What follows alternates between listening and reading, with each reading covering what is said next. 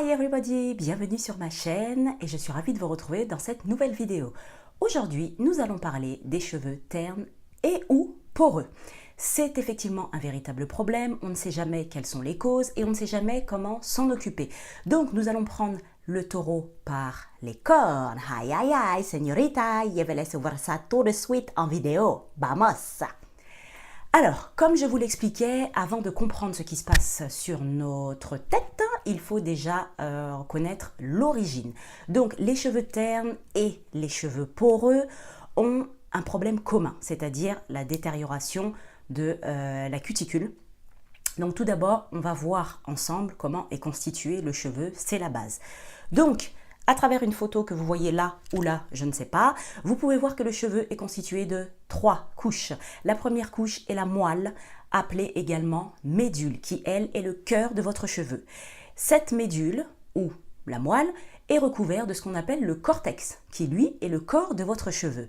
Et tout autour, vous avez bien évidemment, tac tac tac tac, la cuticule que vous connaissez toutes. Comment est composée la cuticule? La cuticule n'est ni plus ni moins que la superposition de cellules de kératine transparentes qui, elles, jouent un rôle de protection. Donc on va dire de barrage naturel, barrière naturelle, comme vous voulez, mais elle est là pour protéger le cheveu. Cette cuticule, de par de mauvaises manipulations ou l'utilisation de mauvais produits, peut soit être endommagée, ou peut tout simplement se détériorer ou complètement se détruire. À ce moment-là, le cheveu n'est absolument plus protégé. Tout et n'importe quoi peuvent passer, rentrer, ressortir. Enfin bref, c'est l'anarchie totale dans votre cheveu. Du coup, il est important de pouvoir bien prendre soin de ses cheveux afin d'éviter que le cheveu soit trop poreux, parce que ça sera très difficile de faire quoi que ce soit défrisage, coloration ou autre, si vous avez recours à ce genre de choses. Donc voilà. Dans un second temps, je vous montre là.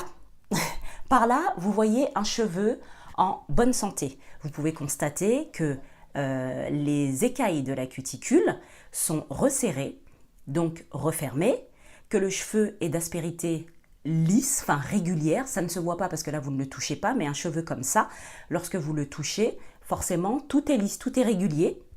Et un cheveu comme ça en bonne santé va justement correctement réfléchir la lumière du soleil, enfin la lumière naturelle.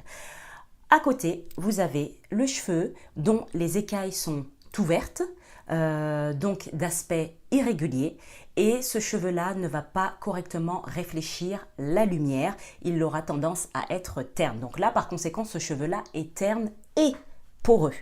Donc on a vu le problème commun, donc c'est la détérioration plus ou moins significative de la kératine, de la cuticule, pardon, qui est la couche supérieure de la kératine, puisqu'il faut savoir que le cheveu n'est constitué que de kératine. Donc, un cheveu poreux, si vous avez recours au défrisage, vous allez constater que votre cheveu ne prendra pas le défrisage. Dès qu'il va pleuvoir, ou alors que ce soit le matin, ou même pas forcément la pluie, mais vous savez, soit la rosée du matin ou les crachins, il va perdre complètement sa forme, il va gonfler à la moindre occasion. Si vous avez recours, par exemple, à des colorations, vous allez constater que la couleur prend difficilement et que le cheveu garde la couleur difficilement également. Vous verrez aussi qu'il frisote à la moindre humidité. Et vous pourrez aussi constater que vous allez mettre des produits dedans, en fait, rien ne reste. Quand vous le mouillez, il prend l'eau, il perd de sa compacité. Et également, il se salit beaucoup plus vite. Donc, c'est un véritable problème. Ce n'est pas irréversible. Vous avez bien évidemment la possibilité de reconstruire cette kératine extérieure, donc la cuticule qui, elle, va protéger votre cheveu. Vous pouvez également la reconstruire. Souvent, on me dit oui, mais si c'est abîmé, c'est mort, le cheveu tombe, etc. Non, pas du tout. C'est pas quelque chose d'irréversible, comme je vous le dis. Vous pouvez la reconstruire. Après, il y a plusieurs causes qui peuvent justement faire que vos cheveux sont ternes ou poreux, ou les deux. Donc, vous avez ce que moi j'appelle des causes naturellement humaines. Ça veut peut-être rien dire, mais c'est ma façon à moi d'identifier le problème. Je le mets entre guillemets, naturellement humaine. Donc, moi, ce que j'appelle le naturellement humain, c'est-à-dire... par exemple, si vous avez des carences en fer, là, bien évidemment, c'est pas de votre faute. Vous vous sentez fatigué, etc. Donc, vous avez des carences en fer. Donc, oui, là, le cheveu va perdre un peu de vie. Il sera terne. Ça ne veut pas dire qu'il sera poreux, mais effectivement, il sera terne.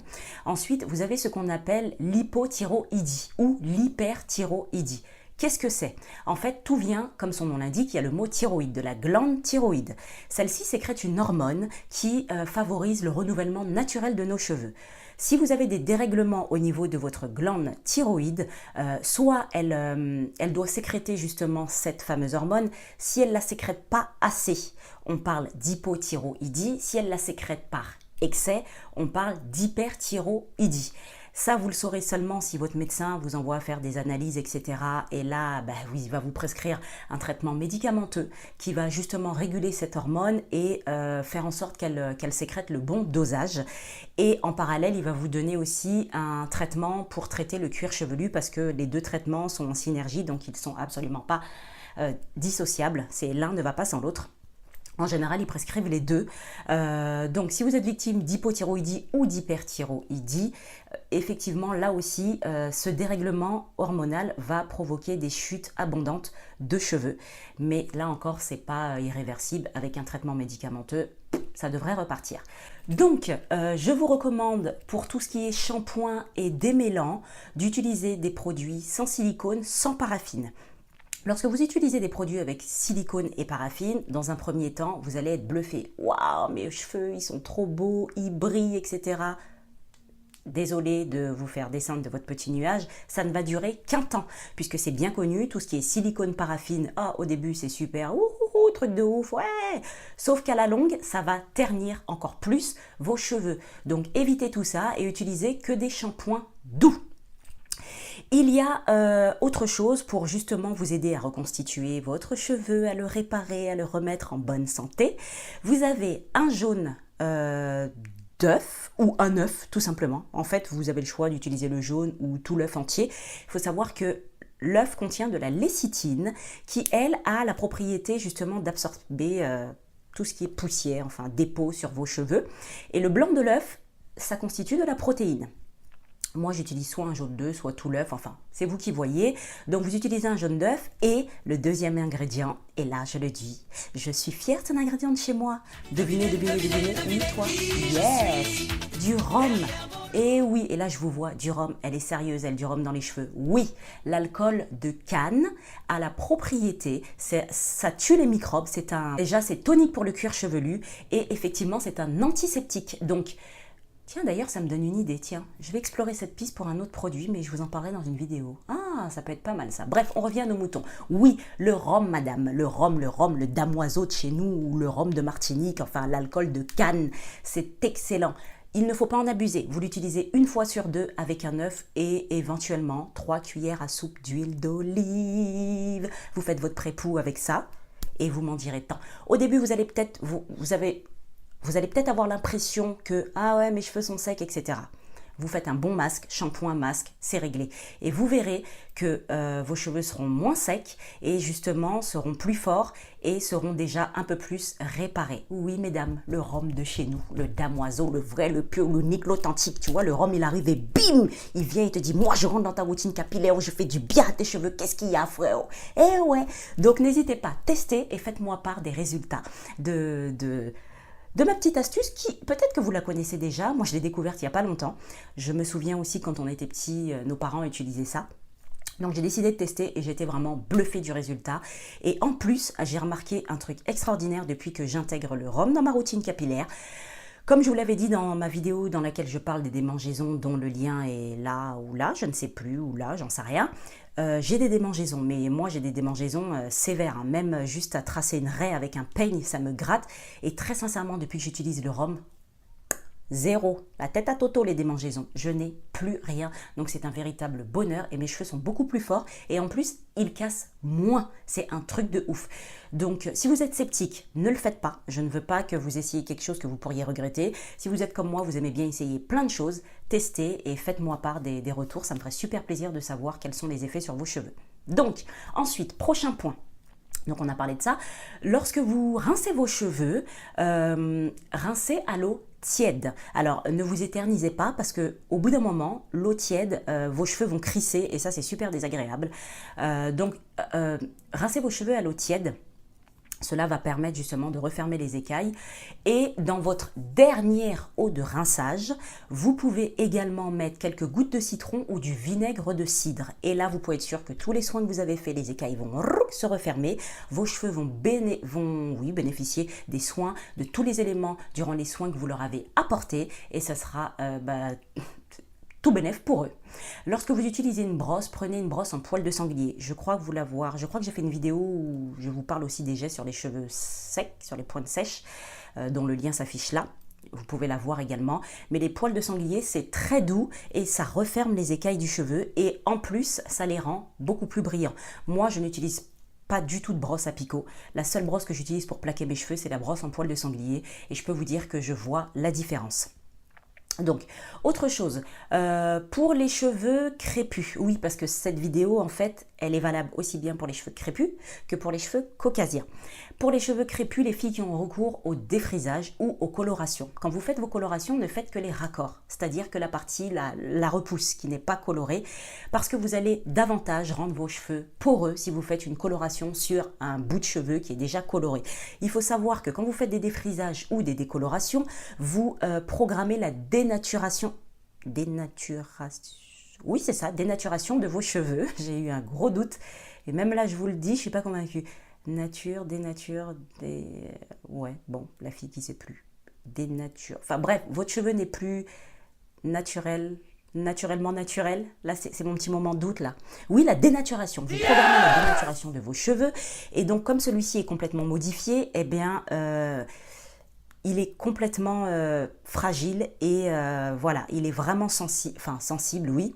Et donc, forcément, vous aurez besoin de deux choses dans ces cas-là. Un apport en protéines et tout ce qui est huile végétale à fort pouvoir pénétrant. Il faut que ces huiles puissent rentrer dans la tige, dans la fibre capillaire pour que le cheveu soit nourri. Donc, ne vous dites pas, ouais, mais c'est bon, je l'hydrate avec de l'eau, etc. Ça suffit. Non. Nous, on dit qu'on peut rester sans manger. L'être humain peut rester sans manger, mais pas sans boire. Oui, sauf que même si on boit et qu'on ne mange pas, on est quand même affaibli. Le cheveu, c'est pareil. Et vice-versa. Vous mangez, ouais, j'ai des forces. Ouais, mais je m'assèche parce que je bois pas d'eau. Le cheveu, c'est pareil. Si vous l'hydratez, vous le nourrissez. Si vous hydratez votre cheveu et qu'il n'est pas nourri, ça sert absolument à rien, j'ai envie de dire. Vous pouvez vous arrêter et le laisser comme ça. Mais, et vice versa. Donc vous l'hydratez bien évidemment, mais vous lui apportez aussi de la nourriture.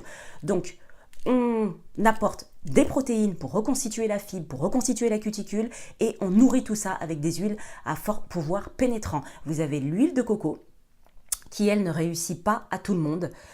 Si vos cheveux acceptent l'huile de coco, go, go, go, go, go. C'est une huile qui pénètre super bien dans la fibre capillaire. Vous avez également l'huile de jojoba, vous avez également l'huile d'avocat, enfin vous avez plein d'huiles. Il ne faut pas qu'elle soit trop lourde. L'huile de ricin, elle pénètre mais elle est très épaisse. Vous pouvez l'utiliser en pré-poux, mais n'hésitez pas à apporter de l'huile à vos cheveux, mais vraiment des huiles pénétrantes. Également, n'hésitez pas à couper vos pointes de temps en temps, ça leur fait du bien, ça va les fortifier et ça va leur permettre de repartir. Je crois n'avoir rien oublié.